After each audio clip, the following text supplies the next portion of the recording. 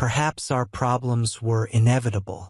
I was a natural scientist, a physicist to be precise, and Tilly was an economist with a strong background in social sciences.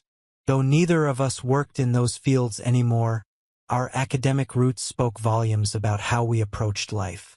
I believed in absolutes, not in everything, of course, but I had faith in unchanging truths like the laws of nature.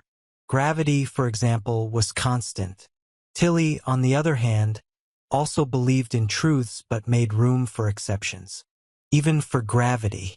It's always true, Tilly, I argued. Gravity is constant. For now, she replied with a smirk.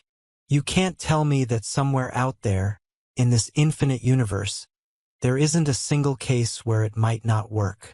We laughed, knowing neither of us could convince the other. Our debates rarely changed minds, but we enjoyed the exchange nonetheless. We had a good marriage in that sense.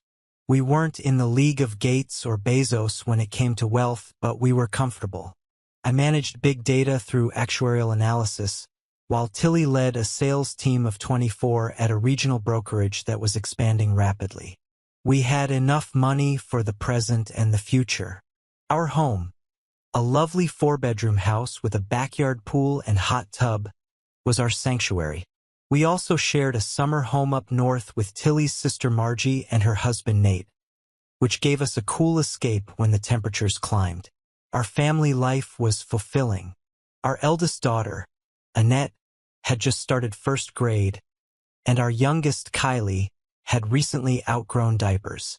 They were both adorable, energetic, well-mannered, and deeply loved.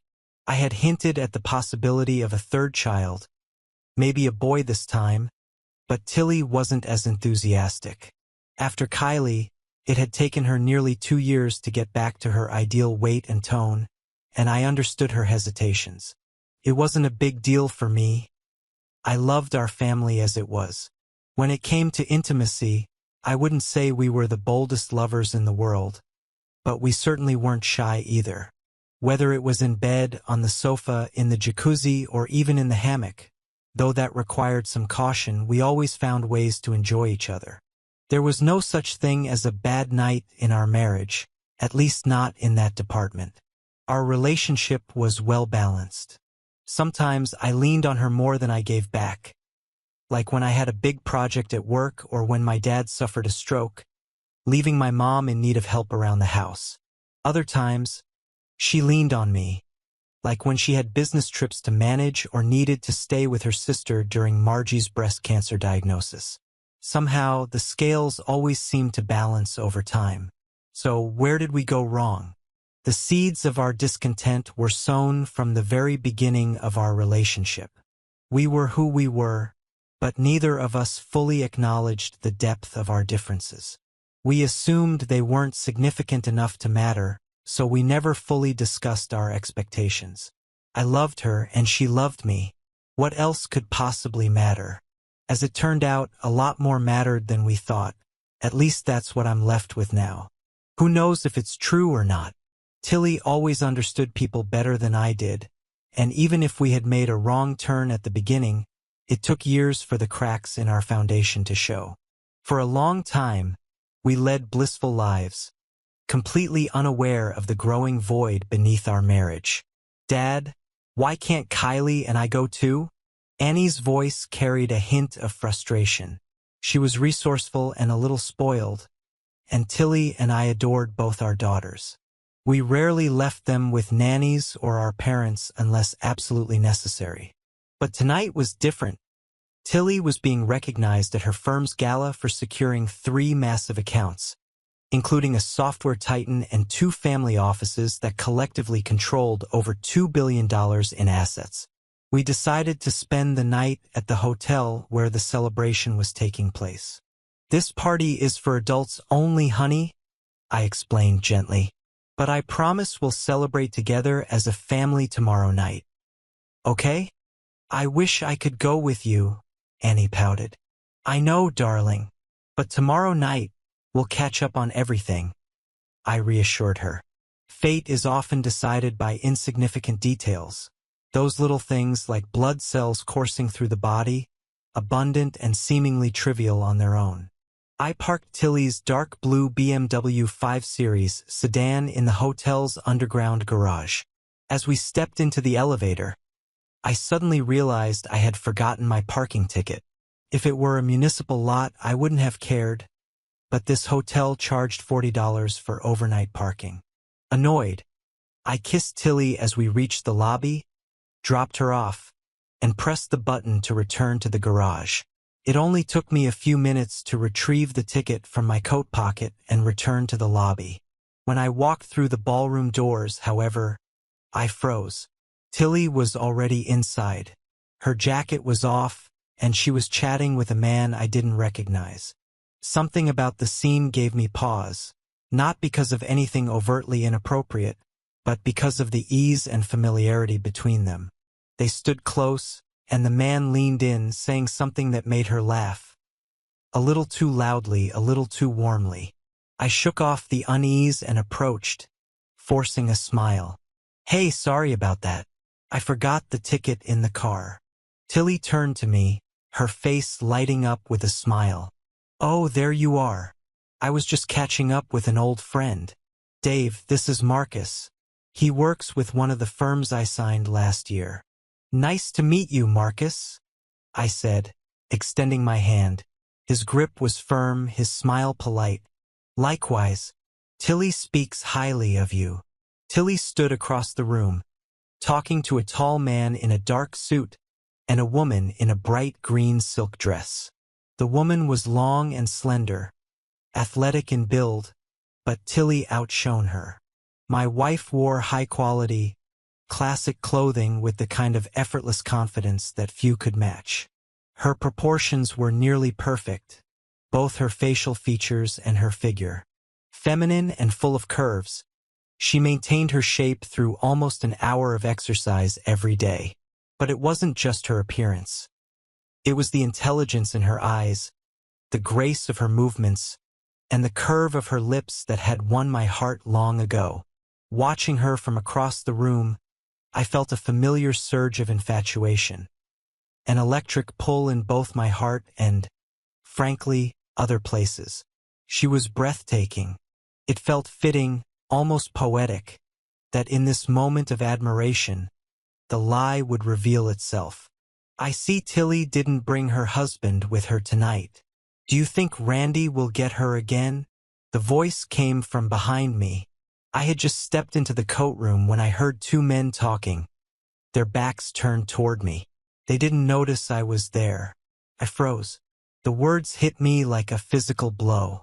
I immediately recognized one of the voices, Ted Masters, who had been on Tilly's sales team for 3 years. I didn't recognize the other man, but I knew the name he mentioned. Randy. He was the tall man standing with Tilly. In that moment, I experienced a kind of pain I had never known before, and I hope never to know again. It wasn't just heartbreak. It was an all-consuming agony, a wound so deep I doubted I would ever recover. I felt as if the ground had fallen out from under me. My world, the life I thought was secure and filled with love, shattered in an instant. But strangely, I also felt nothing.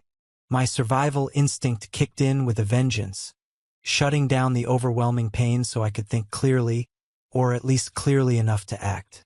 I didn't want to humiliate myself. I didn't want to show any vulnerability, especially not in public. My thoughts were far from rational, but something inside me guided my actions with a precision I would later be grateful for. I walked out of the coat room and headed straight for Tilly. My expression must have given me away, because her smile faded the moment she saw me. "The wardrobe is by the entrance, dear," I said curtly. "And could you bring me a glass of white wine on your way back?" I didn't waste time on pleasantries. My voice was cold, distant, and deliberate. Then, without waiting for her response, I delivered the blow. "I'm leaving, Tilly. I don't want to stop Randy from having you in his bed tonight." Again. Randy, who had just taken a sip of his whiskey, choked on it, coughing violently. Tilly's eyes widened, and tears immediately welled up as she looked at me, realizing that I knew. I knew everything. Her face crumpled, and in a trembling whisper, she said, "Oh no!" Her shock and despair were unmistakable. I turned and walked away without another word. Ted Masters, who had overheard everything, stood frozen, his face pale as a sheet. "Aaron!" Tilly called after me, her voice breaking. "Wait, please. I'll grab my coat and come with you." I ignored her. My pace quickened as I made my way to the stairs. I didn't run, but I didn't hesitate either. I left the garage so quickly that I didn't even have to pay for parking. Who says the universe doesn't bend toward justice? Thank God the girls were staying with Tilly's parents that night. As I drove, my mind raced, formulating plans. At worst, I figured I had a 4 or 5 minute head start. If Tilly apologized to the event organizers or asked for a taxi, I might have 10 minutes. Either way, I knew one thing: I couldn't stay at home. Like any wounded animal, I needed a safe place to retreat. Somewhere no one could witness my suffering, my shame, and the way it was about to break me. Because I knew it would break me. Soon. Then I laughed bitterly. I didn't need to go home. I had an overnight bag in the trunk. I didn't want to hide forever, but I wasn't going to make it easy for her to confront me, either. I found an ATM and withdrew the maximum amount of cash. Then I drove to a modest roadside inn, where I paid for a room in cash and turned off my phone. Leaving it on the nightstand, I walked to a nearby Red Robin for dinner. I ordered a burger, salad, and a beer. Just one. I'd never seen the point in drinking excessively. The data is pretty clear about the long-term effects. Besides, I didn't need alcohol to punish myself. The pain would take care of that on its own. I ate slowly, trying to deflect my inner turmoil. Out in public, I could pretend, if only for a little while, that everything was okay. But the act was exhausting, and my facade was starting to crack. I left a generous tip on the table, not because I wanted to, but because I couldn't stand the thought of waiting for change. I just needed to leave. Back in the locked solitude of my room, the dam finally broke. Sobs racked my body as I collapsed onto the bed. Grabbing a pillow, I buried my face into it, trying to muffle the sound. From the depths of my broken heart, the pain poured out. It was raw, overwhelming, and inescapable. For the first time, I allowed myself to fully feel the weight of what had happened. Tilly's betrayal wasn't just a betrayal of our marriage. It was a betrayal of the life we had built together, the trust one had placed in her, and the love I had believed was unshakable. The night stretched on, endless and unforgiving. In that quiet room, surrounded by nothing but my anguish, I was forced to confront a single, devastating truth. A howl tore through me, raw and visceral. If anyone had been close enough to hear, I'm certain it would have shaken them to their core. I screamed and cried into the pillow, releasing all the pain that twisted in my chest and tore at my heart. I don't know how long I screamed, but when I finally collapsed onto the floor, the pillow was soaked, drenched with saliva, tears, and snot. I threw the ruined pillow into the corner of the room. There were 3 more on the bed and 2 on the shelf in the closet. I knew I'd need them, if not tonight, then by morning. "I've devastated my husband." Aaron's voice was cold, his tone detached, but his eyes betrayed him. They were filled with so much pain it was unbearable to look at. He knew. My breath caught in my throat, and I froze in place.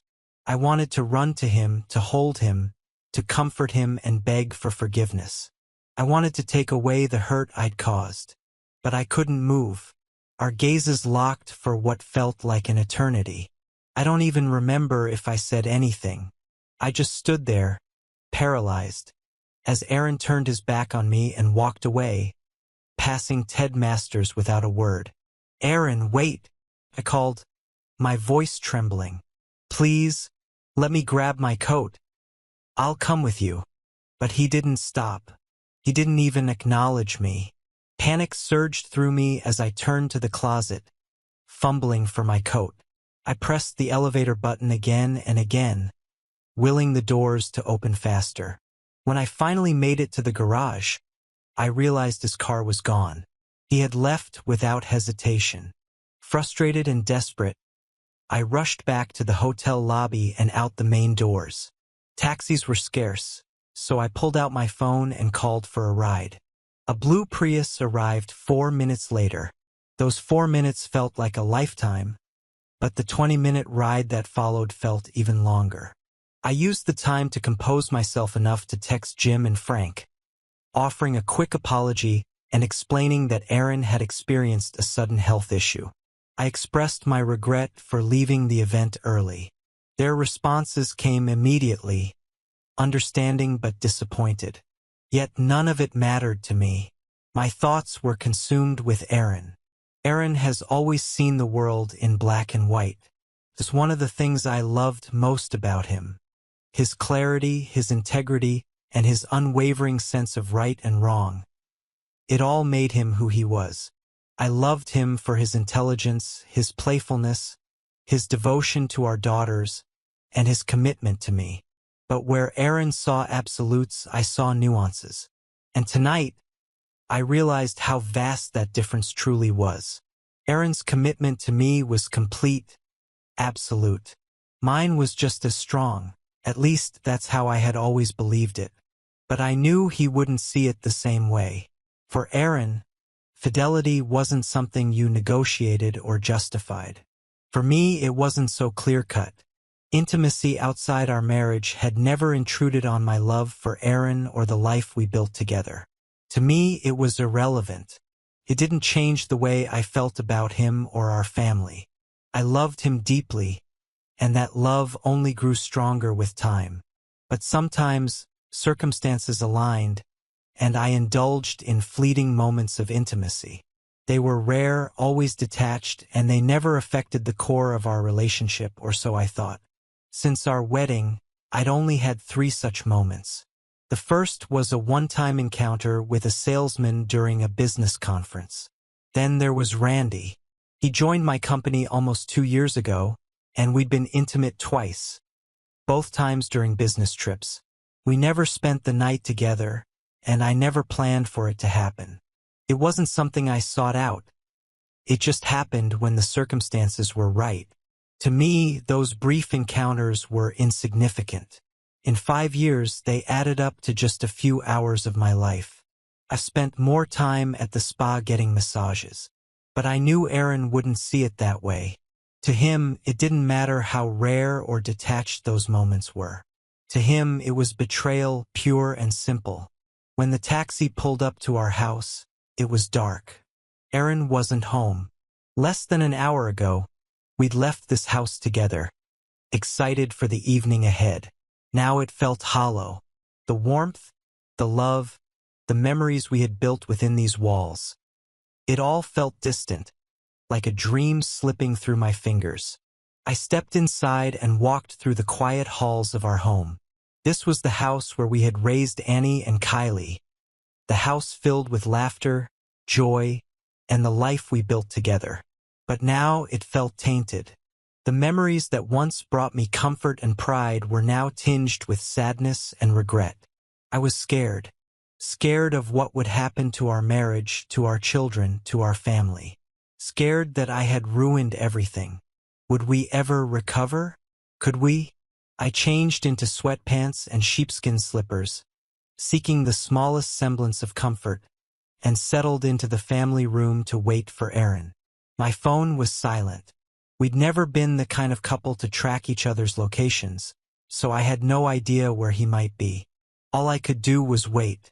As I sat there, I tried to think of what I would say to him, but every time I formed a sentence in my mind, it crumbled under the weight of my guilt. We needed to talk. That much was clear. Despite my reaction at the hotel, I knew I was good at handling difficult conversations when I could see the other person, when I could read their expressions hear the tone of their voice, and gauge their emotions. If I could just sit across from Aaron, or better yet, next to him, I'd have a chance. I didn't know if I could convince him to see things from my perspective, but at least it would be better than silence. So I waited. No matter how long it took, I would wait for him. And more than anything, I wanted him to know one thing. I loved him. He was, and always would be, the most important person in my life. I sat on the couch, my phone resting in my hands.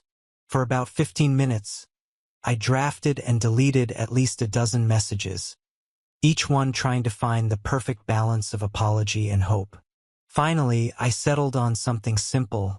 Please come home and talk to me. I love you. I sent it and waited. I slept surprisingly well that night, though not before one more hysterical breakdown. I cried until I was completely drained, my body giving in to emotional exhaustion. When I woke up, the room was still dark, but the clock showed I had slept almost 9 hours. My head felt clearer, but my body and mind still felt heavy, like I was wading through mud with every step. I showered but skipped shaving. There was no energy for pretense or polish. Around 7:30, I decided to stop by the original pancake house for breakfast. The coffee was hot and fresh, the pancakes were light and fluffy, but the sausage patty was greasy and far too fatty. Still, the bill was less than $20, so I left a generous tip. Even after breakfast, I felt restless. My usual workout was running, but I didn't have workout clothes or even a proper pair of shoes. Still, I couldn't just sit in my hotel room. I needed to move. I layered on a couple of t-shirts, the shirt from the night before, and a hoodie I had packed for the trip home, then headed to the park by the lake shore. The park was mostly empty, just a couple of joggers and a mother with 2 boys playing on the jungle gym. The solitude was welcome. I had time to think, and I needed that time. Tilly's mind was like quicksilver, flexible, fast, able to process information and adapt on the fly. Mine didn't work that way. I needed structure, focus, and a plan. Without that, any discussion we had would leave me at a disadvantage. I needed to prepare myself for the inevitable confrontation. I had no idea how she would try to justify her infidelity, but I knew she would try. I believed Tilly loved me, or at least I thought so, but I couldn't reconcile her betrayal with that belief. It didn't make sense, and I needed answers. As I walked along the trail, listening to the gentle lapping of the water against the shore and the earthy smell of the sleeping grass and trees, I did what I always did best. I organized my thoughts into categories. I brushed aside distractions and honed in on the questions that mattered most. By the time I returned to my hotel room, I had a plan. I didn't intend to read the questions to Tilly, but writing them down cemented them in my mind. I grabbed a notepad and began to write, "Why did you think you could break your promises to me?" I had little hope her answer would be satisfactory, but I needed to understand her mindset. Did you put my health at risk by having unprotected intimacy? If she had, it would show not just a lack of consideration but outright recklessness. How often did you sleep with Randy? Were there others? I believed she was fundamentally an honest person, even if her actions had betrayed me. She wasn't a skilled liar, and I was good at detecting lies. Why Randy? Do you love him? Do you want a relationship with him? Do you want to continue seeing him? These questions terrified me, but I needed the answers to understand what I was up against. How did your colleagues find out about your relationship? Were you shameless about it? Was this part of the corporate culture? The thought that their colleagues might have known, might have joked about it, cut me deeply. What do you think should happen next? What path forward do you see for us? Ultimately, this wouldn't be entirely her choice, but I was curious to hear her perspective. After writing them down, I sat back and stared at the list. The questions felt cold and clinical, but they reflected the clarity I needed to move forward. I knew the conversation with Tilly had to happen today or tomorrow. Couldn't wait. My priority was protecting our daughters, which meant ensuring that they came home to a stable environment, even if that stability was temporary and fragile. Until Tilly and I decided what path to take, we needed to shield Annie and Kylie from the fallout as much as possible. I felt mentally ready, but I was still nervous. I needed to relax and focus my energy on the conversation, not waste it on fear and distractions. The hotel had a small gym with a treadmill, so I walked for an hour, still dressed in jeans and a t-shirt. Afterward, I went to Red Robin for a bacon sandwich and coffee. Between the workout and the meal, I felt as ready as I could be for what lay ahead. I woke up on the couch with a stiff neck. As I turned my head, I grabbed my phone and checked for messages. There was nothing important. Aaron was still silent. I knew he needed time to process his feelings, but the longer he stayed away, the harder my task became. I could picture him vividly, running through scenarios in his mind, testing hypotheses, trying to make sense of what he couldn't understand. It was strange and deeply sad to know that I was the object of his thoughts. The guilt weighed on me like a stone. I knew I had hurt him, and I knew that when Aaron finally came to me, I would have to be honest, brutally honest. That honesty would hurt him even more, but I also hoped it might help cleanse the wound. Lies weren't an option. I've always believed that lies corrode and infect close relationships. In less important matters, I could lie to spare someone's feelings, but not here. This was too important. Only the complete truth would work. Everything depended on Aaron. I made myself a cup of coffee and tried to push the upcoming conversation out of my mind. I always performed better when others thought I wasn't fully prepared. Anticipating every possible scenario tended to leave me sluggish and overthinking. I knew my strength was in reading the moment, intuitively addressing what needed to be said, and quickly articulating my thoughts. So I deliberately avoided rehearsing. I wanted to save my energy for what really mattered. But as the morning dragged on without a word from Aaron, my anxiety grew. I called my parents to check on the girls and asked them to keep Annie and Kylie for one more night. They were happy to oblige, though Annie insisted on speaking with me. Dad said we're celebrating tonight. Her voice rang out. Celebrate? I'm sorry, sweetheart, but Daddy isn't feeling well today, I replied gently. But I promise we'll go out as a family as soon as we can. But Dad said tonight, she protested, her frustration bleeding through. Annie was so much like me, persistent, determined. But in every other way, she was her father's daughter. I know, honey, but sometimes plans have to change when things happen. I promise we'll celebrate together soon. The line went silent until my mother came back on, giggling. Someone's not happy at all. She's giving me that angry look you used to give me when you were her age. Thanks, Mom, I said with a weak smile. If anyone can handle her, it's you. Don't worry, she reassured me.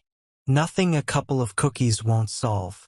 Tell Aaron we hope he feels better soon. I will. Hug Kylie for me, too. I tried keeping busy.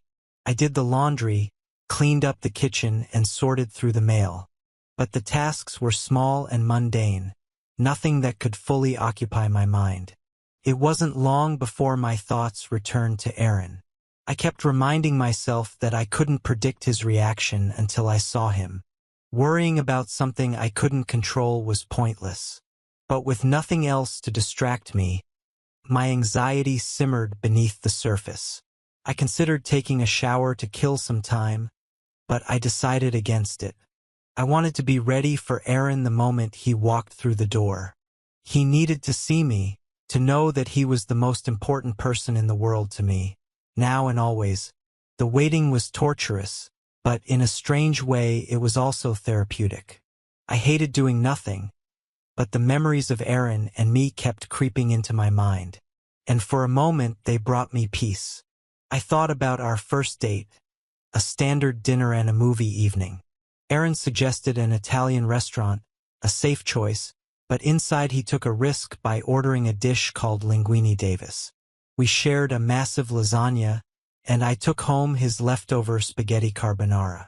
We discovered we both loved the Coen brothers, though I insisted Raising Arizona was their best film while he raved about Barton Fink. To be honest, I never really liked Barton Fink, but I loved listening to him passionately explain why it was brilliant. I thought about the first time we made love. My sister Margie and I were living together while I finished my studies, and she left for the weekend, giving us the space we needed. It was no secret what Aaron and I were planning that night. He showed up with a bottle of wine, we ordered pizza, and eventually we ended up in my bedroom. I was nervous, and he admitted he was too, though he didn't show it. And then there was his proposal. We talked about marriage, and I'd been waiting for him to pop the question. He missed a couple of perfect opportunities, Christmas and New Year's Eve, but when he finally did it, it was perfect. It was an ordinary Thursday night at his apartment. He cooked his signature pasta for dinner, and we watched Arrival. After the movie, he steered the conversation toward the film's central theme. If you knew you were going to be disappointed, would you still take the risk? The movie dealt with a child's illness, but Aaron framed the question around relationships, specifically marriage. Would you still get married if you knew it might end badly? He asked. When I said I would, he got down on one knee, pulled out a ring, and said, "Me too." As if summoned by my thoughts, I heard the garage door opening. My breath caught. I sighed deeply, 3 times, trying to steady myself. Then I sat down at the kitchen table with my coffee, deliberately positioning myself so I'd be the first thing he saw when he walked in. I opened the door from the garage into the kitchen.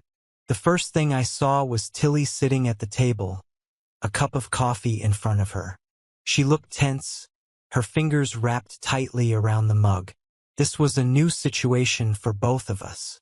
"Thank God you're home," she said, her voice trembling. "I was so worried about you. Are you okay? Is there anything I can do? Coffee? Lunch?" Her words tumbled out, one after another, her anxiety unmistakable. "No," I replied flatly. "I've already eaten. I'm going to change clothes. We'll talk later. Okay?" "Okay, honey," she said softly, watching me closely. "I'm going to make some scrambled eggs. I was too worried to eat earlier. Are you sure you don't want anything?" "Sure," I said, already heading toward the stairs. As I passed through the family room, I glanced around. The room had always been the emotional center of our home, a place that felt steady and grounding, but now it felt strange. The usual sense of stability was missing. Nothing seemed out of place, just the rumpled blanket on the sectional sofa, which I assumed Tilly had used. Yet the atmosphere felt stagnant, like the life had been drained out of the space. Our bedroom felt the same. It wasn't the physical environment that had changed, it was me. My home no longer felt like my sanctuary. It felt tainted. I unpacked my bag methodically, as if organizing my belongings could somehow bring order to the chaos inside me. The suit went over the back of a chair. It wasn't wrinkled enough to need the closet. T-shirts and jeans went straight into the laundry basket, along with my socks and boxers. I put my toiletries in their usual spot and hung my hoodie in the closet. Finally, I put on sweatpants, a long-sleeve t-shirt, and my favorite cotton sweater, finishing with a pair of Skechers sneakers. When I walked back to the kitchen, Tilly was at the stove, stirring scrambled eggs. The smell was familiar and comforting. Her eggs were legendary, unmatched by any restaurant. The girls adored them. I sat down at the table, choosing the seat directly opposite hers. Normally, Tilly preferred us to sit next to each other when we talked about something serious, but this wasn't a normal conversation. Sitting across from her gave me a better view of her reactions. I took a deep breath, letting it out slowly, quietly. I mentally rehearsed my questions, steeling myself for what was to come. When Aaron walked into the kitchen, something about him felt off. His outfit was mismatched: beige jeans, a green hoodie, and his scuffed brownish-red boots. He hadn't shaved, which was entirely unlike him. But it wasn't his appearance that struck me the most. It was his eyes. I didn't expect the usual warmth or joy that lit up his face when he looked at me. I didn't even expect anger or pain, though I was prepared for both. Instead, what I saw was worse: distance. His eyes were detached, clinical, as if he had switched into work mode. I needed him in husband mode, the mode where we tackled problems together, where we made decisions for our family. But this was something else entirely. "Thank God you're home, honey," I said, my words rushing out. "I was so worried about you. Are you okay? Is there anything I can do? Coffee? Lunch?" "No," he replied curtly. "I've already eaten. I'm gonna change clothes. We'll talk later." "Work mode. Definitely." "Okay, honey," I said softly, turning back to the stove. "I'm just making some scrambled eggs. I was too worried to eat earlier. Are you sure you don't want any?" "I'm sure." He turned and walked upstairs without another word. I sighed and stirred the eggs, adding a bit of grated Parmesan. Annie loved them like this, and Kylie ate them only because her big sister loved them. The scent filled the kitchen, but I barely noticed it. My mind was consumed with the impending conversation. When Aaron returned, he sat across from me again. I heard him exhale slowly, and the weight of the moment settled over us. This wasn't how I wanted to start. I needed to ease him into this to soften the tension between us. "I don't want to do this in the kitchen, Aaron," I said cautiously. "Let me eat quickly, and we can move to the family room." The family room was where we kept most of our family photos and mementos. Our daughter's toys, treasures from our parents, and souvenirs from our honeymoon. It was our loving space, and I hoped being there might help remind him of the life we'd built together. "The kitchen is fine," he said flatly. I hesitated but decided not to push. "Okay, but can we wait until I finish eating? I want to give you my full attention." "Certainly," he replied, his tone polite but distant. I stirred the eggs one last time. "Where did you stay last night?" "Residence Inn." "I see you brought your bag home. Will you be staying tonight?" "I haven't decided yet." I swallowed hard, trying to keep my voice steady. "I told Annie that we'd go to a restaurant as a family to celebrate your award. I called Mom and asked her to keep the kids one more night. I wasn't sure if you'd come home." Aaron nodded. "It's good that you did. How did Annie take the news?" He smiled faintly, and I felt a tiny flicker of relief. "Exactly how you'd expect," he said. I laughed, and for a brief moment, I felt the tension between us ease. Talking about the girls always had that effect. I plated the eggs and sat down next to him, surprising him with the move. Encouraged, I reached out and touched his forearm. He flinched, his body stiffening. "I'm sorry, Aaron," I said softly, my voice thick with emotion. He shrugged, brushing off my apology. I ate quickly, barely tasting the food, and then placed my plate in the dishwasher. After refreshing my coffee, I returned to my seat next to him. Aaron straightened up, his posture rigid. He was preparing himself. Work mode again. "I have questions about your connection, Tilly," he began, his voice steady but cold. "It wasn't a connection, honey," I said quickly. "It was just casual. A fling. Call it what you want," he said, his tone sharpening. "I consider it a connection. Why did you do it?" I sighed deeply. "I see how much I've hurt you, Aaron, and I'll answer all your questions. But I need you to understand it didn't mean anything to me. Not to me and not to us. It doesn't matter." "It matters to me," he replied, his voice firm. I nodded, realizing there was no avoiding the truth. Same reason why I sometimes order steak for dinner and sometimes a salad. Randy is attractive, funny, humble. He's just fun. We landed a big deal, so we went out for drinks to celebrate. We flirted like always. And then, well, I wanted him, and he wanted me. Aaron's eyebrows shot up. I laughed nervously and stood up, pacing the kitchen. We went to his room, and I left as soon as we finished. "You still haven't said why," he said, his voice low but cutting. I froze, realizing that this was the crux of it, the Gordian knot we had to untangle.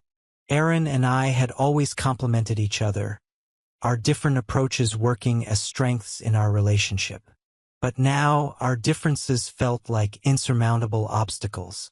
"The thing with Randy was insignificant," I said, trying to meet Aaron's eyes, though he seemed determined not to look at me. "It was like deciding what to order for dinner. It had nothing to do with you, our marriage, or our family. We were on a business trip, and it just happened." Aaron's expression didn't change. His voice was calm, but cold, cutting through my words like a blade. "I can argue with almost everything you just said, Tilly. It is significant. It does have to do with me, our marriage, and our family. And it didn't just happen." I swallowed hard. "You're right. I broke promises I made to you, and I hate that I hurt you. But I love you, Aaron. I love you so much that sometimes it overwhelms me. This thing with Randy, it doesn't mean anything. Not to me. Not to us." Aaron shook his head, his voice low but firm. "It means everything." "What does that mean?" I asked, my voice shaking. "I wasn't here, you didn't miss anything. And when I came home, I was just as loving, attentive, and involved as ever. It didn't change me or our marriage or our family in any way." "You lied to me." I flinched. "I didn't lie. I've never lied to you about anything important. Withholding the truth about something important is the same as lying," he countered. "It didn't matter," I insisted. "I don't tell you when I exercise on a business trip, what I eat for breakfast, or what car I rent. Felt the same, it didn't mean anything. I wouldn't lie to you, darling. Not about something that mattered." Aaron inhaled deeply, his eyes closing for a brief moment as he regrouped. "Did you use protection?" The question caught me off guard. I thought I'd been making progress, that he was starting to understand, so this sudden shift confused me. Still, I promised to answer all his questions. "It was difficult," I began carefully. "But yes, not the first time, though. After that, we did." Aaron's jaw tightened, and I could see the anger rising behind his measured demeanor. "How many times has this happened?" I hesitated, but there was no point in lying. "3. I've been with Randy 3 times. His jaw clenched further, his knuckles whitening as his hands curled into fists. Part of me hoped his anger would cloud his thinking, but another part knew it was better to rip the Band-Aid off quickly. "Were you with anyone else?" "Yes," I admitted. "Only one other person. It was a one-time thing years ago. I met him at a hotel and we hit it off. No one else but him and Randy." Aaron's eyes darkened, his face growing colder. I could see his composure slipping, his emotions boiling just beneath the surface. "Have you been tested for STDs?" he asked abruptly. "What? No. I didn't think I needed to. We used protection with the first guy, and with Randy, it was only once without." "So you put my health at risk," he said, his voice sharp and cutting. "No, honey, no. I'm sure Randy's clean. He's not with anyone but his wife." "What if he lied? What if she cheats on him like you cheated on me?" The words hit me like a slap. I opened my mouth to respond but stopped myself just in time. He was hurt and he had every right to be. "I'll get tested," I said softly. "It's been over a year since I had unprotected sex. But if it'll ease your mind, I'll do it. It seems like the least you can do, he replied flatly. Okay, I'll arrange it. Whatever makes you feel better. It won't make me feel better, he said, his tone bitter. But it's one less thing to worry about. She answered my questions mechanically, like she was checking off a list. I could see her trying to stay calm, trying to find the words that would make this easier for me, or maybe for herself. So you've had sex with Randy 3 times in the last year? I asked, my voice barely above a whisper. Yes, she admitted. But it's not what you're imagining. It was never planned.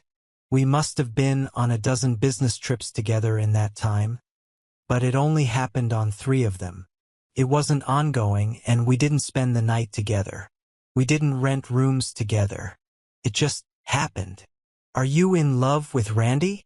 Her answer came quickly, almost too quickly. In love? God, no.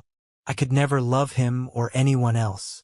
You're my man, my partner, the love of my life. I stared at her, my mind racing. But you're sleeping with Randy, and you've slept with another man. How does that make sense? Tilly sighed deeply, her frustration and sadness written all over her face. I don't know how to make you understand, Aaron. Each of those times meant nothing. It was like scratching an itch, like going to a movie or a concert. It didn't affect how I feel about you. It didn't touch what we've built together. I shook my head, my voice tightening. I understand what you're saying. You think sex can be casual, without affection or emotion. Yes, she said, leaning forward. Exactly. You can see that, can't you? I felt something unraveling inside me, a knot of confusion loosening, though the weight in my chest remained. I see it, I admitted. I just don't agree. Her face fell, and for a moment, I thought I saw panic in her eyes. Come on, darling, she pleaded. You know it's true. Sometimes we make love tenderly and sweetly, and sometimes it's wild and crazy. Sex can be different things. It doesn't always have to mean the same thing. I looked at her, feeling the weight of her words but not finding comfort in them. Maybe it doesn't always mean the same thing, I said quietly, but it always meant something to me. Yeah, but no matter how we do it, Aaron said, his voice tight. I always do it with you and only you. That makes it special. It's special to me too, I replied quickly. I love being intimate with you. It's wonderful, so satisfying. But you've had sex with other guys too. His tone was flat, but the pain behind his words was unmistakable. I sighed, my chest tightening. And that means nothing to me. It means something to me, he shot back. He covered his mouth with his hand, squinting as if he were trying to think through the fog of his emotions. Before I could say anything else, he beat me to it. How many people know about this? The question hit me like a slap. What do you mean? Nobody knows about it, I said defensively. Aaron snorted. People definitely know about it. Do you think I just randomly found out? Out of all the questions he could have asked, this was the one I hadn't even considered. It had never occurred to me that anyone else could know. I assumed Aaron figured it out on his own. He was so good at connecting dots. But the idea that someone else might have told him floored me. Who told you? I asked, my voice barely above a whisper. Nobody told me, he said, his tone sharp. I overheard Ted Nurs talking about it with another guy last night. It didn't sound like a secret to them. I felt my stomach drop. Wow! I managed, stunned. My mind raced. Did my colleagues know? Could this spiral into a full-blown disaster? My professional reputation could be on the line. At least some of my team might know that I'd slept with a subordinate, which could lead to HR problems or worse, disciplinary action from Jim and Frank. And Randy? His wife had been right there when Aaron confronted me. Was he now dealing with his own marital crisis? Stress makes people unpredictable. What if he lashed out? But none of that mattered as much as Aaron. He was my husband, my partner, my anchor. Whatever the fallout at work, I'd deal with it later. Right now, I needed to focus on saving my marriage. I took a deep breath and tried to steady my voice. Darling, it doesn't matter who else knows. And I can see how much you're suffering. I want to help you heal. You caused this pain, Tilly? He said, his words cutting like shards of glass. I don't trust you to ease it. His response froze my heart in my chest. I opened my mouth to respond, but before I could, he hit me with another question. What do you see happening here? God bless him. His question was my lifeline. It was the most solid ground I could hope for.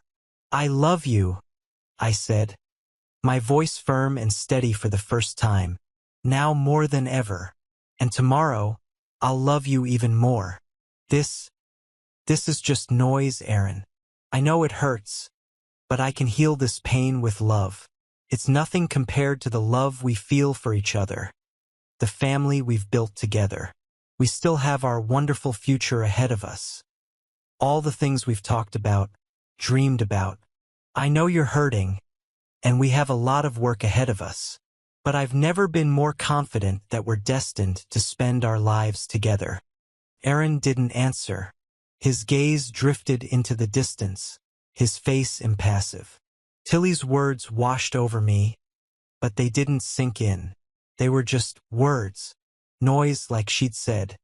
Let's go to the family room and sit together, she said softly. I miss your touch, your hugs. We always feel better when we touch. You'll see that nothing has changed. I'm fine here, I replied, my voice distant. She stood, and I could see the hope in her eyes. But I didn't move. Not from the kitchen. Not from my position. Not from my stance. I watched her deflate, her shoulders sagging. She was trying to bridge the gap between us, but it felt like she was speaking a different language. We didn't see the world the same way. We never had. Darling, your pain is raw and overwhelming right now, she said, her voice trembling. Please don't withdraw into yourself. Let me help you find your center. Let me support you. I stood abruptly, and she mirrored me. I saw her flinch as I spoke. I'm not making any decisions right now. I need time to think. I'll let you know when I'm ready to discuss this further.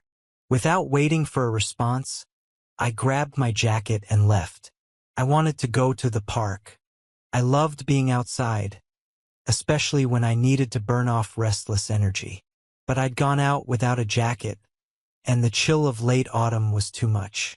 So I headed to the mall instead, walking through the hallways on each level twice. Eventually, I grabbed a slice of pepperoni pizza from Slice Brothers. It wasn't great, but I didn't care. My thoughts were louder than anything else. Tilly said her time with Randy didn't mean anything, but that wasn't true for me.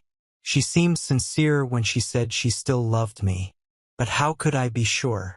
She'd slept with Randy multiple times, and with a stranger once before. The frequency with Randy bothered me. 3 times in a year wasn't a lot, but it was enough to establish a pattern. Practice makes perfect, after all. They probably got better at understanding what drew them to each other, what fueled their desire, and acted on it more consciously each time. She was cheating on me. That wasn't the main thing, but it was important. Nobody wants to feel like a fool. If we stayed married, I'd have to face people who might already know about her betrayal. She had unprotected sex at least once, clearly not thinking about the husband who had been faithfully waiting for her at home. She claimed to love me, but her actions blurred the meaning of that love for me. Everything I'd heard pointed to casual, convenient sex on her part, which I could, on some level, understand. I understood the concept of casual intimacy, principle-wise.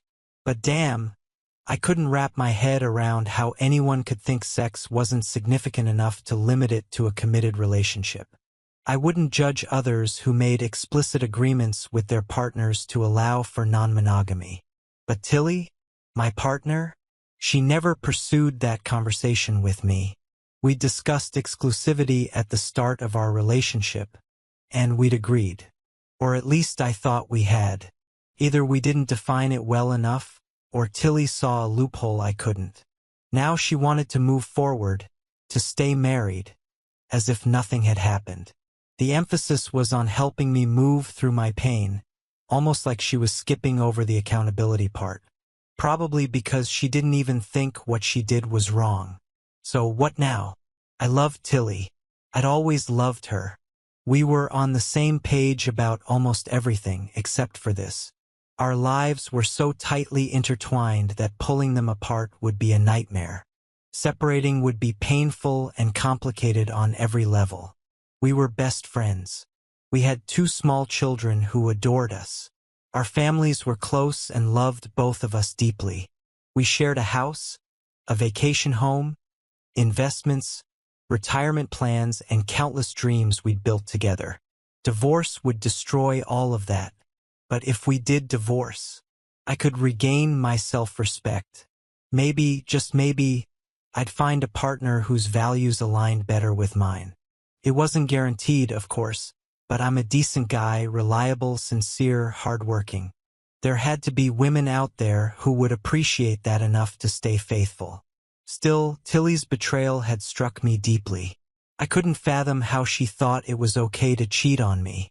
And while she seemed genuinely sorry for my pain, she hadn't once apologized for sleeping with those men. She just kept saying, "It didn't mean anything." The searing pain I'd felt last night had subsided a little, but I knew it would come back, stronger and sharper each time.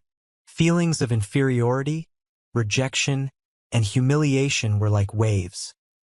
Momentarily quiet but always building, ready to crash. I hoped they'd fade over time, but I didn't share Tilly's belief that they could be healed. And trust? Trust was the foundation of every relationship. Without it, there's nothing. I had trusted Tilly completely. I'd honored my promises to her. She hadn't done the same for me, and now our marriage was unbalanced, tilted entirely in her favor. I couldn't see a way to restore that balance.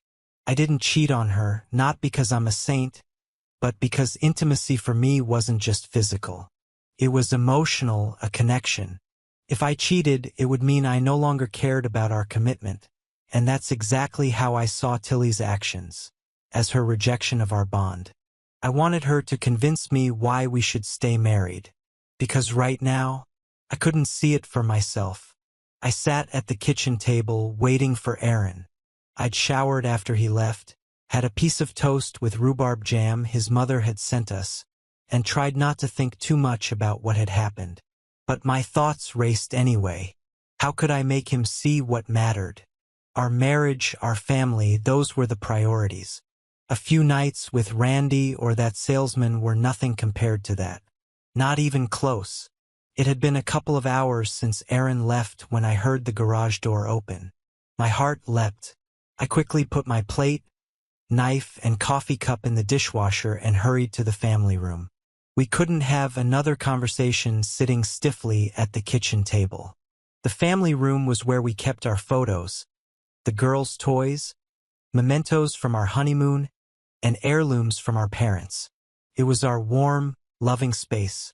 I sat in the middle of the sectional, making sure that no matter where Aaron sat, he'd be within reach. He needed to feel my love through touch. When Aaron walked in, he hesitated. I smiled at him, but he just gave me a formal nod and sat down in the seat closest to the door.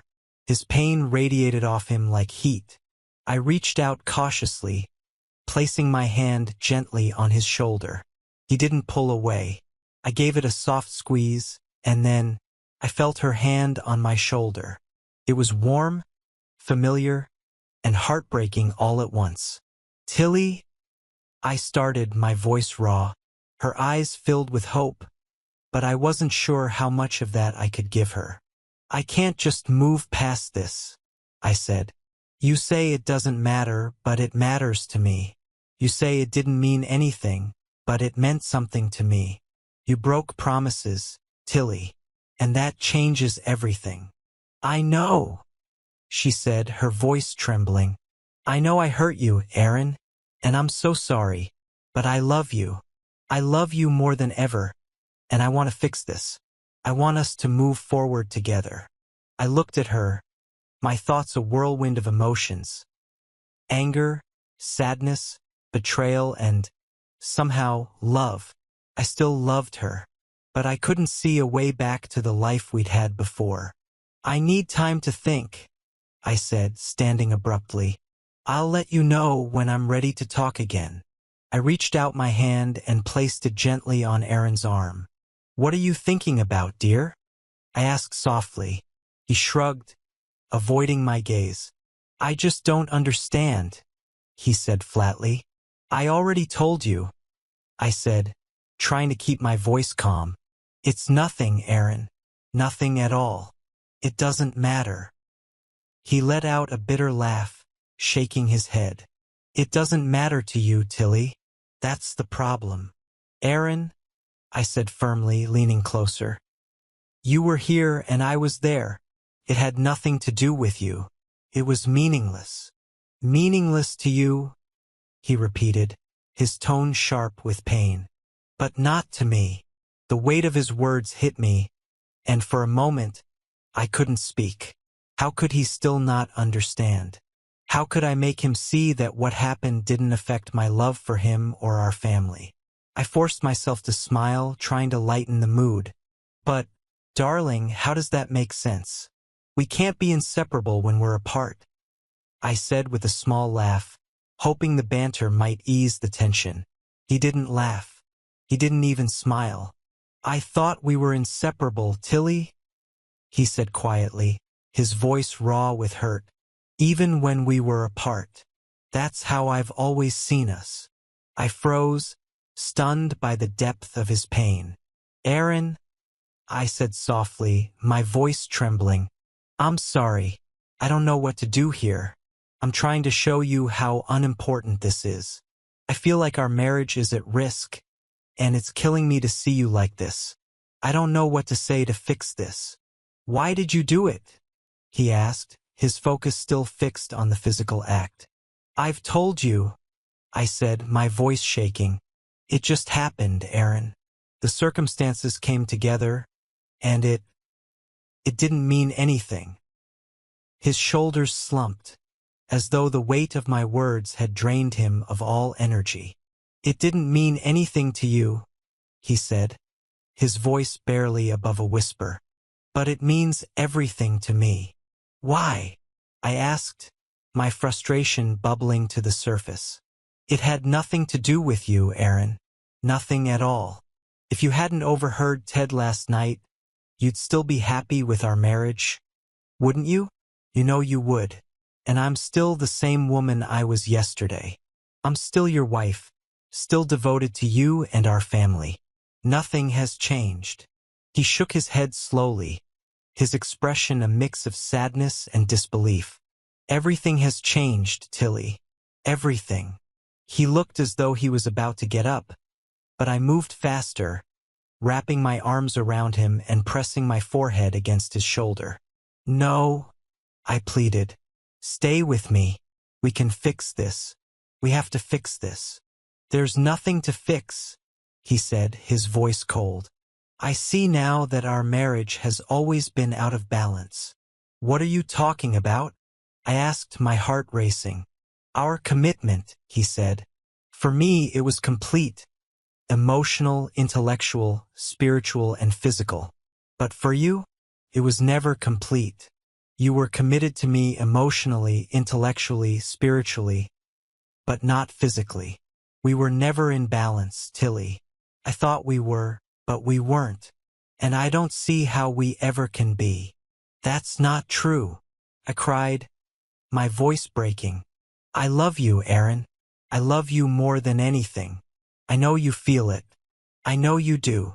He shook his head. No, Tilly. You don't love me the way I love you. If you did, you wouldn't have cheated. His words cut deeper than I thought possible. Tears blurred my vision. Aaron, you must know how much I love you, I said, my voice shaking. You have to open your heart. My love is there. You'll see it if you just look. I don't think I want to look at what's in my heart right now, he replied, his tone distant. Trust your feelings, Aaron, I begged.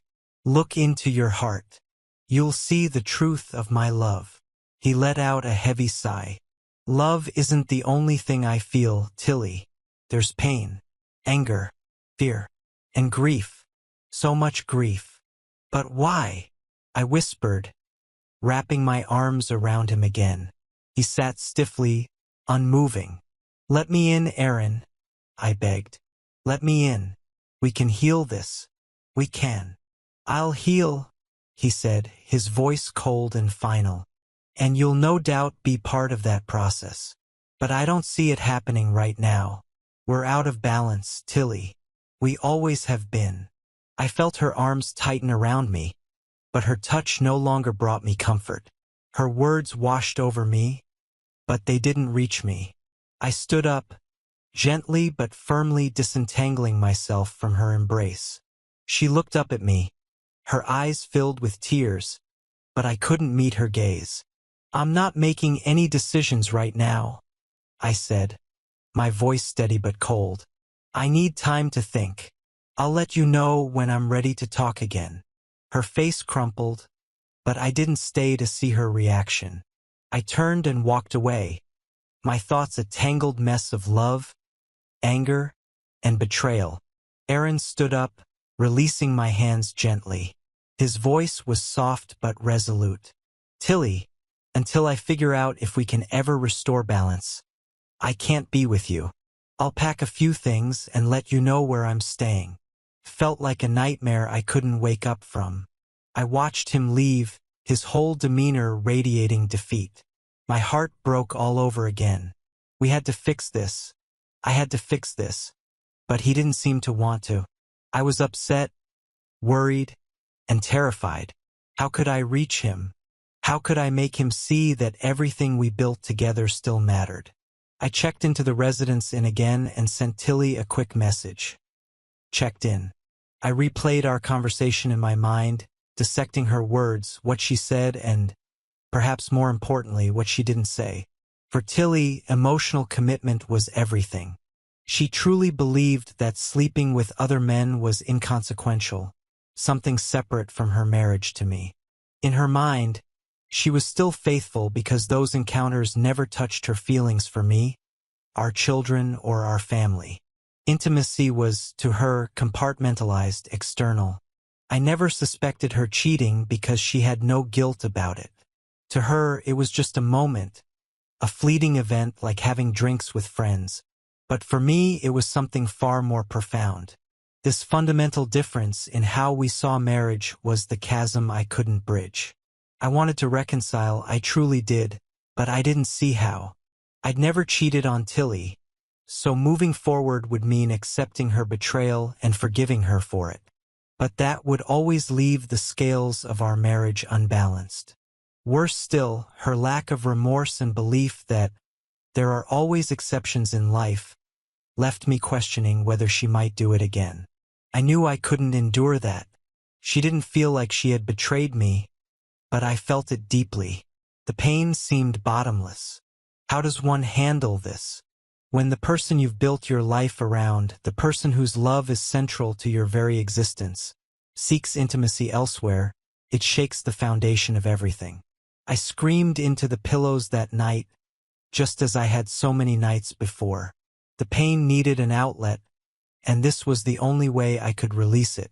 It left me completely drained. I talked to my boss, Maxine, and gave her a general explanation. My marriage seemed to be ending, and I needed time to process it. She was understanding, as always, and simply asked me to check my email while I took care of myself. Despite everything, we still celebrated Tilly's promotion as a family. The girls' enthusiasm helped keep the dinner light and somewhat normal. Tilly and I worked together to put them to bed afterward, just like always. When the girls were asleep, I grabbed my jacket. "Where are you going?" Tilly asked, her voice trembling. "I don't know," I replied honestly. "I miss you. I miss you too. Can we talk about this?" "I don't think there's anything else to discuss," I said. "I know what you're thinking now, Tilly. I just need to figure out what I'm thinking. Come home, honey. Let's figure this out together like we always have. You know we make a great team." "It won't work this time, Tilly," I said softly before leaving. Every morning, I went to the house to get the girls ready for the day. Every evening, I returned after work to help put them to bed. We wanted to keep their lives as normal as possible, for as long as possible. Weekends were harder, but we managed. I showed up before Annie and Kylie woke up, though they could no longer run into our room and surprise us in bed.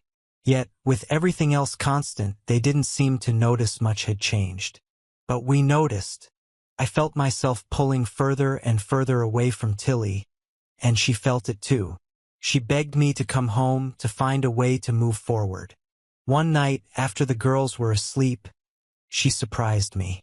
"Let's go to counseling, honey," she said, her eyes pleading. "We're stuck, and we need help. Otherwise, I'm afraid you'll leave us forever." It was ironic. She thought I was abandoning her, when all I felt was that she had never been fully invested in our marriage. But her suggestion gave me pause. Our different perspectives, I realized, were reason enough to give therapy a try. Tilly found a therapist, Dr. Banari, and after skimming online reviews and her qualifications, I agreed to give it a shot. Dr. Banari was an earthy woman, large but with lively, intelligent eyes and a soothing voice tinged with a slight accent. Her approach was indirect, but there was a quiet confidence in her demeanor that made me hopeful. She always took the time to explore her thoughts and feelings on any issue under discussion. But once the groundwork was laid, she didn't hesitate to ask the hard-hitting questions that went straight to the heart of the matter. Her language was articulate and precise, especially when it came to discussing emotions. It was toward the end of our second session when Priya brought us to a critical turning point. We talked about our history together and my recent discovery of Tilly's infidelity. There were no surprises for either of us, but Priya was shaping the contours of our marriage in her mind. "Correct me if I'm wrong, but it seems, Tilly, that you believe your promises to Aaron remain intact because being intimate with other men didn't affect your emotional commitment to him?" Priya asked. Tilly nodded and smiled. "Yes, and you, Aaron, believe that she broke those promises because, for you, they included physical fidelity, not just emotional commitment?" Priya continued. "Yes," I replied. "Tilly, you don't think you need to apologize because you don't believe you did anything wrong. Is that right?" Priya pointed out. Tilly frowned. "No, I'm sorry for hurting Aaron. I'm deeply sorry for that. I want him to forgive me for hurting him." "So, you regret being with other men because it caused Aaron pain?" Priya clarified. "Exactly. I'm very sorry about that. I never meant to hurt my husband," Tilly responded. "Aaron, how do you feel about what Tilly is saying?" Priya asked, turning to me. "I know she's sorry for hurting me. She's not a monster. She knows she hurt me badly, and she's made it clear she's sorry for that. But she's never apologized for the actions that caused this pain because she doesn't consider them wrong. And that's the problem," I said. Tilly exclaimed, "I'm really sorry about that. I didn't mean to hurt you, Aaron." "It's Aaron's turn to share his thoughts and feelings. You'll have your chance too," Priya intervened. "No, I'm done," I continued. "She only regrets those actions because they hurt me. She doesn't see them as a betrayal in and of themselves. I do, and that tells me she could do it again. I don't know if I can get past this pain now. It would destroy me if it happened again." "I won't do it again," Tilly insisted. "Tilly, you're a wonderful, smart, warm woman. But you believe in exceptions and choices. For you, there are no absolutes, right? I continued. But for me, physical fidelity is an absolute. It always has been. And that's why it hurts so much to find out you don't feel the same way. That's what our marriage meant to me. And if I have to defend myself against you, then that's not the marriage I want. You're not a bad person, Tilly, but I don't think you're the right wife for me. Darling, please give me a chance. I can do this, Tilly pleaded. Can you really believe that there will be no exceptions for the rest of your life? That under absolutely no circumstances would you ever consider being intimate with another man? Tilly had always been honest. Maybe not fully transparent, but honest. And I saw in her eyes the exact moment when she thought about possible exceptions. And she saw in my eyes that I saw it. I think we both knew at that very moment that we were done. I can't believe we're divorced, Tilly reflected. Aaron and I were soulmates. Absolutely perfect for each other. But now we're no longer married. I witnessed this from the very beginning of that terrible night in the hotel, and every day since, it felt like we were falling deeper and deeper into the rabbit hole. I still can't fully understand how it all happened, and all because of the most insignificant reasons. I had never given anyone even a fraction of the love I felt for Aaron. Never. I was certain that counseling would help us. Priya helped us see our differences, but where I had confidence we could overcome them, Aaron saw no way forward. And it seemed like he just stopped trying. I begged and begged him to come home, to make love to me, to trust in the cocoon of love we had built for ourselves and our children. But he was adamant. I see possibilities. I've always seen them. I'm creative. So when Aaron asked me if I could ever see an exception to staying true to him, of course I could come up with one. In fact, I came up with several almost immediately. Plane crash victims forced together to survive, saving someone's life, or even a consensual partner swap with Aaron's approval. Perhaps even a moment of sudden, uncontrollable passion. I'm sure I could come up with more, but these were exceptions by definition, highly unlikely scenarios. I tried to explain this to Aaron, but he cut me off. The chance is not zero, Tilly, and with every possible exception you add, the overall risk of you being with someone else again increases. I can't live with this hanging over our marriage. I can't. You've destroyed me, Tilly. I don't have the strength to survive another blow. And so, he destroyed me in return. I was depressed for months after he filed for divorce. But I had to pull myself together every single day, to support our daughters, to win clients for our firm. I didn't have the luxury of falling apart. I felt discouraged, but since I'm a firm believer in the fake it till you make it philosophy, I put on my best face every day. Still, the nights alone in my bed were brutal. When Aaron took the girls, our custody arrangement alternated weeks. I found myself eating pint after pint of mint chocolate chip ice cream and crying more than I care to admit. It wasn't easy for Aaron either. I knew him so well, and I could see the deep sadness in him. His usual cheerful and easygoing manner was gone. When he wasn't speaking to someone, he seemed distant, lost in thought. No matter how often I begged him to come back to me, he refused. Eventually, I realized that he would have to return to me of his own free will. Nothing I said or did would make a difference. And perhaps then, I truly understood how much I had hurt him. Aaron had always trusted me, turned to me for advice, valued my opinions, at least until then. But now that trust was shattered. By the time I was ready to date again, Randy had long been fired. He also went through a divorce. His wife, Trish, had heard Aaron's revelations loud and clear that fateful night. Randy had been caught off guard and couldn't spin the news in a way that salvaged his situation. His divorce went much worse than ours. While Aaron and I had separated amicably and worked to remain friendly for the sake of our children, Trish gave Randy absolute hell.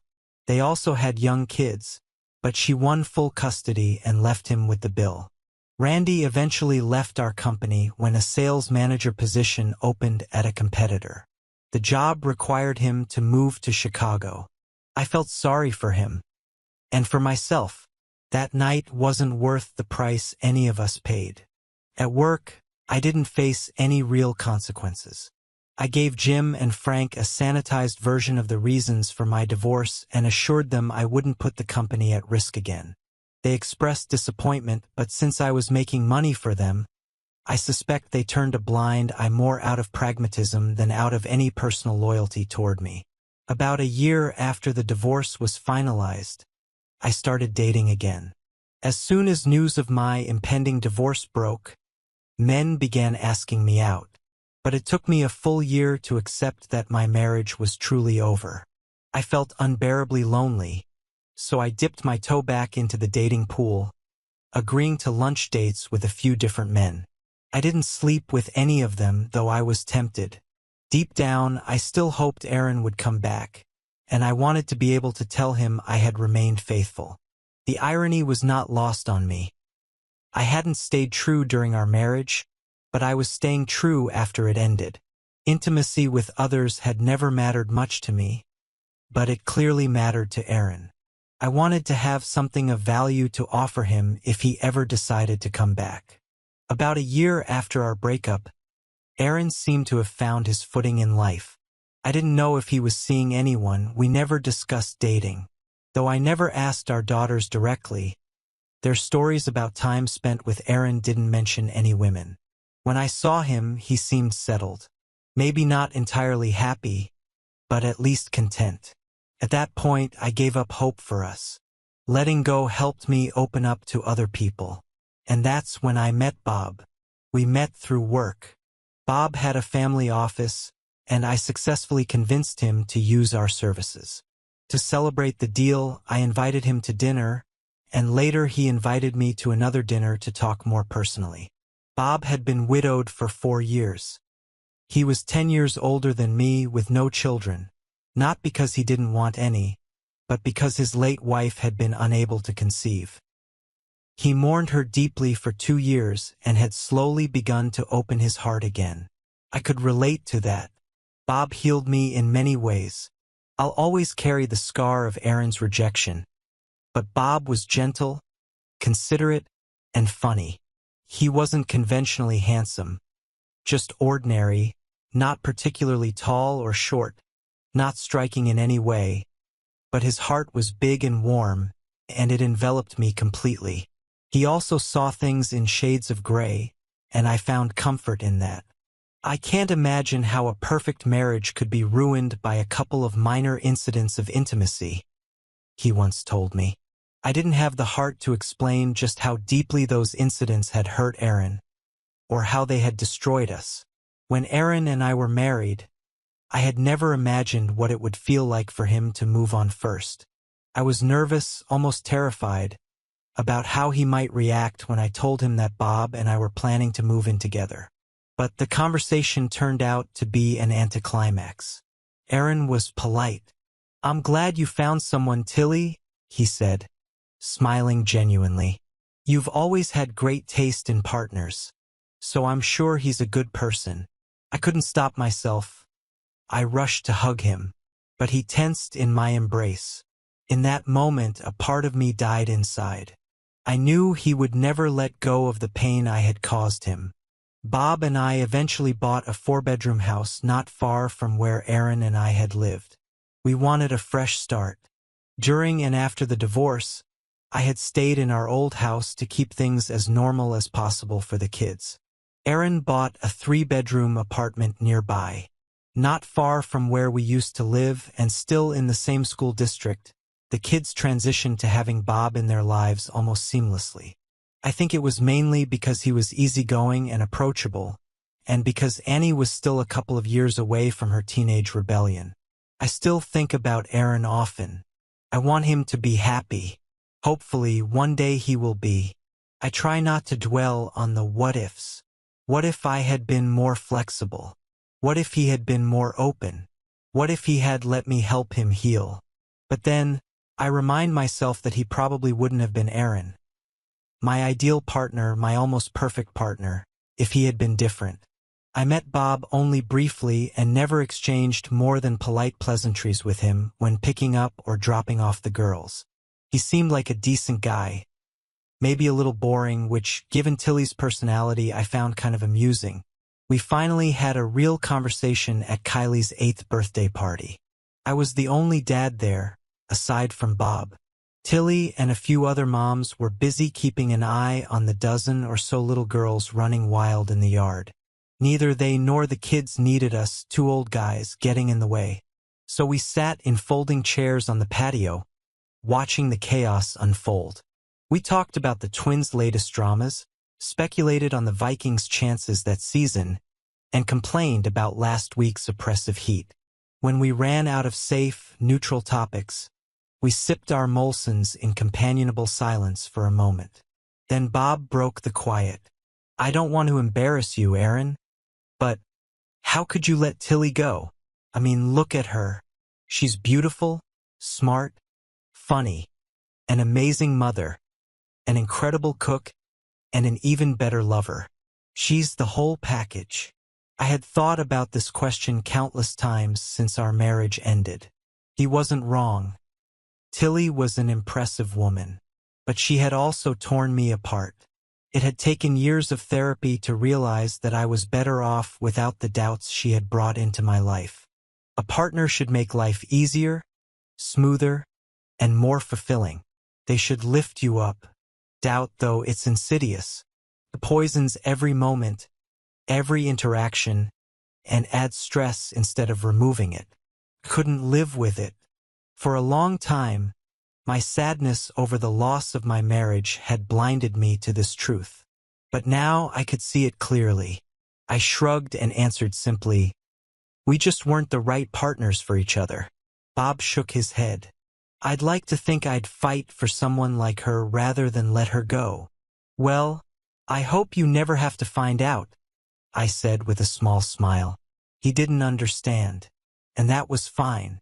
I smiled again and took a drink from my bottle. Watching him with Tilly that day, I realized they were a better match than Tilly and I had ever been. That thought didn't bother me, despite the pain her betrayal had caused me. I didn't want her to suffer. She had never intended to hurt me. She just wasn't the right partner for me. Besides, I had my own secret. I met Deardra about 9 months ago. Since my divorce, I've been focused on self-improvement, taking cooking classes, joining a book club, and buying a road bike. That's how we met, on a group ride. We were traveling at the same pace, so we naturally ended up riding together. At the end of the ride, we sat next to each other for coffee. 2 weeks later, we did it again. She was witty and knowledgeable about topics that also interested me, so I invited her to walk through the art museum with me. Afterward, we went to lunch. That led to dinners, movie nights, and eventually evenings spent together. Deardra was a project manager at Verizon. She'd been divorced for 6 years and had a 10-year-old daughter, putting her somewhere between Annie and Kylie in age. Tall and slender, she exuded playful energy most of the time but was all business when it came to getting things done. Exactly what you'd expect from a project manager and essentially a single mom. Her ex-husband saw their daughter once every 2 weeks, so she handled almost everything on her own. She was hyper-organized, a little bossy, and refreshingly direct. We shared an unexpected number of interests. The Strokes and Muse were on both of our playlists. Pulp Fiction was at the top of our favorite films list. She loved it for Uma Thurman, and I loved it for Willem Dafoe. Politically, we were pragmatically progressive. It's hard not to be in Minnesota. When we were together, time seemed to pass without us noticing. And perhaps most importantly, we were both staunch proponents of monogamy. We kept our relationship low profile, mainly to make sure we were truly compatible before involving the kids. I didn't know how long Tilly had dated Bob before introducing him to the girls, but I wanted to be absolutely certain about Deardra and me before taking that step. We were almost ready to take the next step. A couple of weeks ago, Deardra and I drove to Duluth to meet my parents at their summer cottage. She charmed them completely, and we left feeling confident in their support. We didn't want to overshadow Kylie's birthday, so we decided to wait until next week to tell our daughters that we were planning to move forward as a couple. We weren't sure exactly when we'd have our first in-person family meeting with all the kids together, but it wouldn't be long after that. So what's next? Who really knows?